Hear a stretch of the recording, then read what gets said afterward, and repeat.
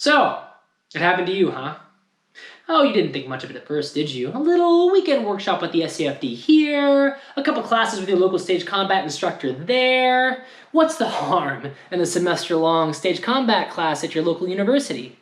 But now you're starting to research HEMA groups, and you're starting to look up Italian dueling saber techniques, and you're starting to talk to your friends about doing choreography.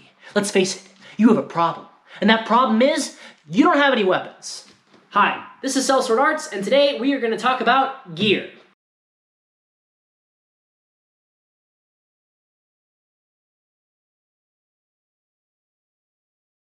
The first thing you have to decide is what are you going to use that piece of gear for?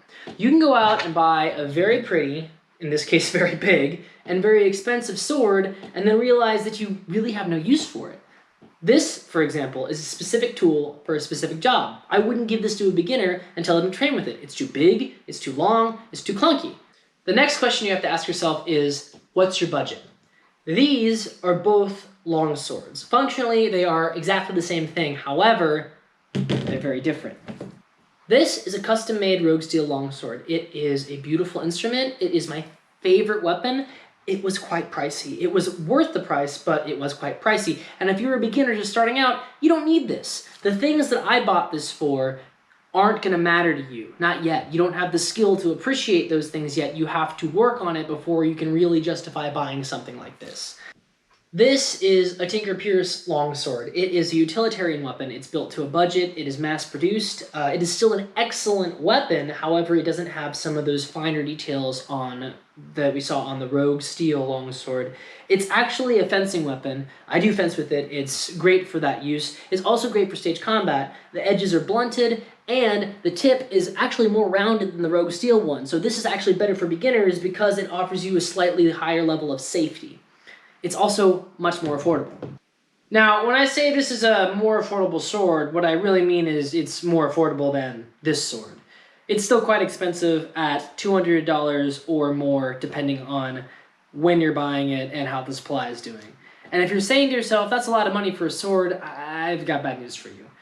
It's not a lot of money for a sword. This is a really good bargain for the quality you're going to get. Anything that's dipping below $150, $100, depending on the type of sword you're going to buy, you might want to avoid because it might be crap. And until recently, that was kind of it. You just had to save up and buy the money or you were out of luck. But now we live in the future and we have these synthetic weapons. These are super cool. Synthetic weaponry, the friend to every combatant on a budget. These things are amazing.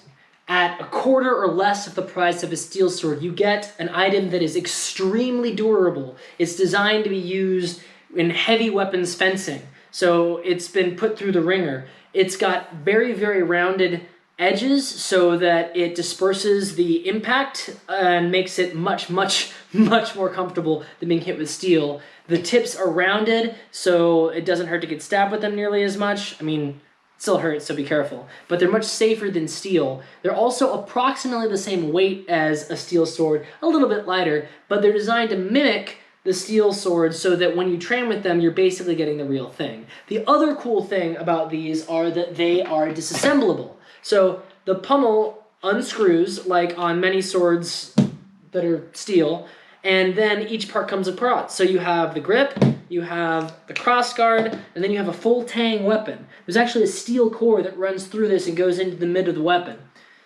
Really awesome. There's a couple different manufacturers that I trust when it comes to these synthetic weapons. The one I like the most is Red Dragon. You've already seen their longsword. They also make a messer. This blade also is used in their falchion.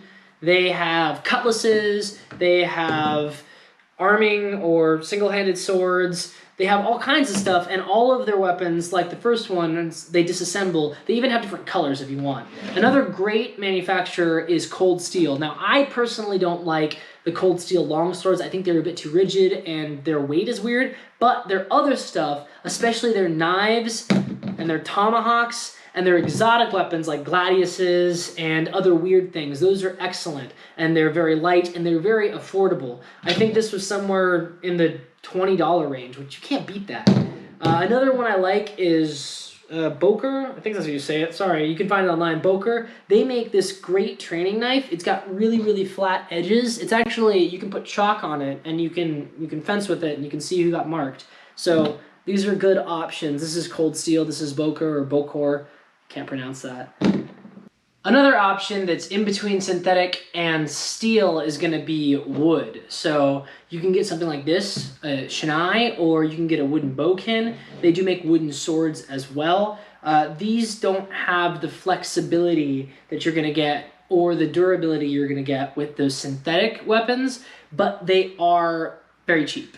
You can get these considerably cheaper than most other things. This one's a little bit more expensive, but these are dirt cheap. But know that they hurt. This one not so much, this one a lot. Don't get hit with this hurts a lot. So synthetic swords are fantastic for training, for teaching, and for sparring, but when it comes to your production, you're probably going to want to go with something a little nicer. Some productions can get away with it, but for more professional or high quality productions, steel's probably the choice you're going to want to go with. And when it comes to steel swords, you are flush with options. So let's go to the sword that gets used the most first, the single sword. This is a single sword. This is probably the sword that gets used the most in any theatrical show. They're pretty inexpensive. Chances are if the playhouse you're working at has something on hand, it's going to be something like this. This is a Rogue Steel single sword. This is a fantastic weapon. It's fairly inexpensive, coming in at around $75-ish.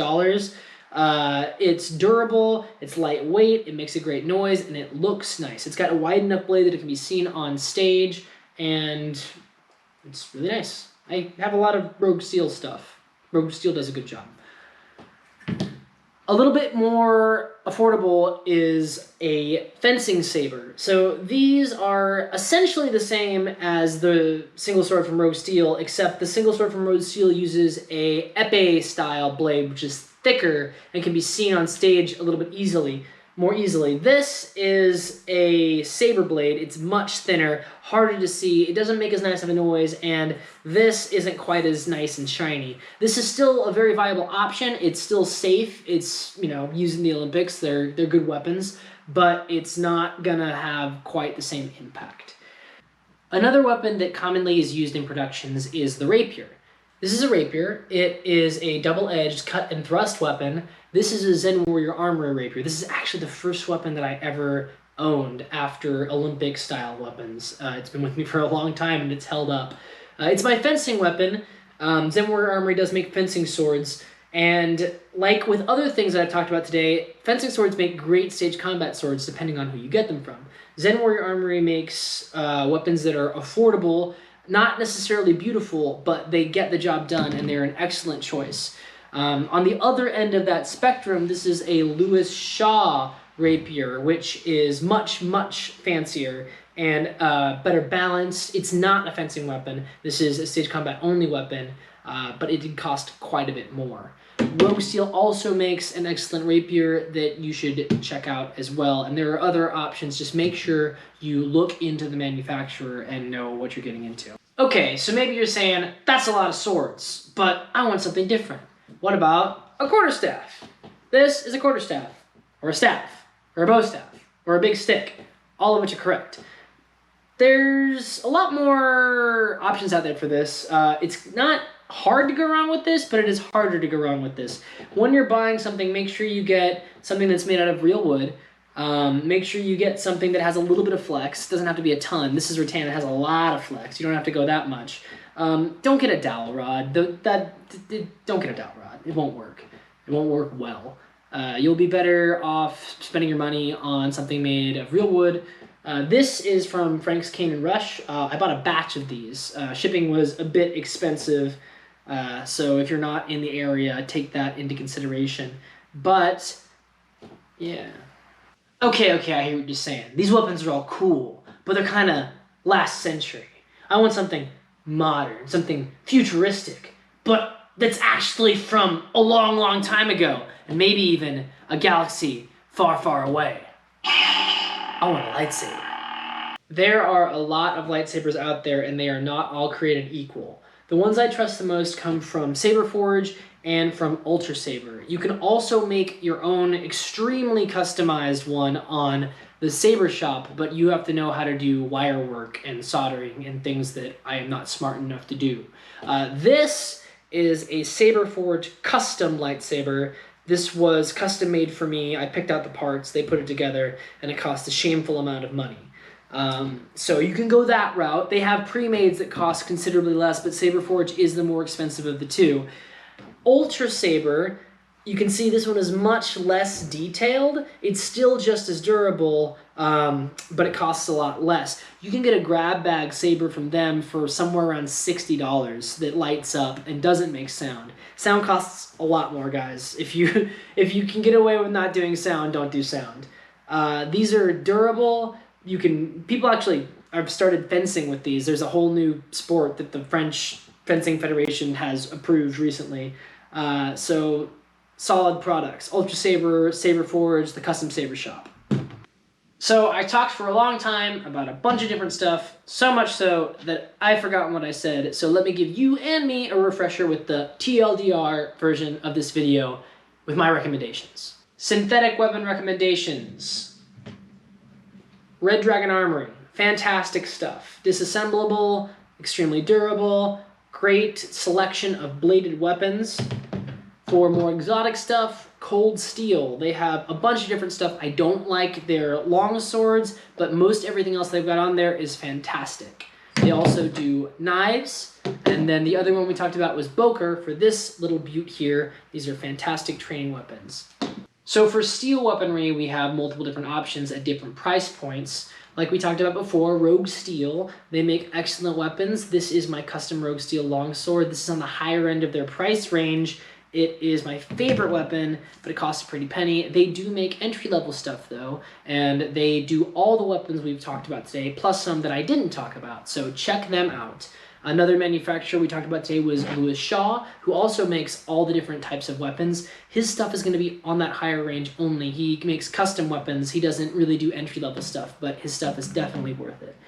Zen Warrior Armory, they make fencing weapons, which are on the lower end of the price point. They're very functional and useful. They don't look quite as pretty, but they're fantastic weapons. We didn't specifically talk about Han Wei, but we did through Tinker Pierce, who makes this longsword that I recommended. It's in the mid-range, but Han Wei stuff generally is in the lower price point. It is good, a little bit clunky, but solid weapons to look into. Another person that I didn't talk about because I don't own any of their stuff is Jesse Belsky, who makes fantastic weapons, and I would love to get one someday, but as you can see, I've already spent all of my money. So when I get more money, I will buy one of those, and I will tell you more about it. I've had a chance to handle his stuff, but I do not own it, and I can recommend it. For the weird fun stuff we were talking about earlier, lightsabers, the two recommendations I made were Lightsaber, which is the more functional, and they're going to have the lower priced options, or Saber Forge, where you can get really crazy and customize all the way up to shameful amounts of money that I will not admit to. I will say that Saber Forge does have entry-level stuff, and it is good. So does Lightsaber. Lightsaber has the cheaper entry-level stuff. They do have more expensive pieces, but I generally find that I like the Saber Forge stuff better on the higher end. Custom Saber Shop, if you are a geek who knows how to do things and can solder and do electrical wizardry, which I cannot do. So as you can see, as a beginner getting into stage combat, there are a lot of different options when it comes to gear you can buy. There's a lot of different price points, a lot of different pros and cons, and only you can decide what you're going to get. But remember to ask yourself these questions. What am I going to use it for? What's my budget? And how many do I need? And that's going to help you find the weapon or piece of gear that you need. Thank you. Man, it's going to take me forever to put all these swords away.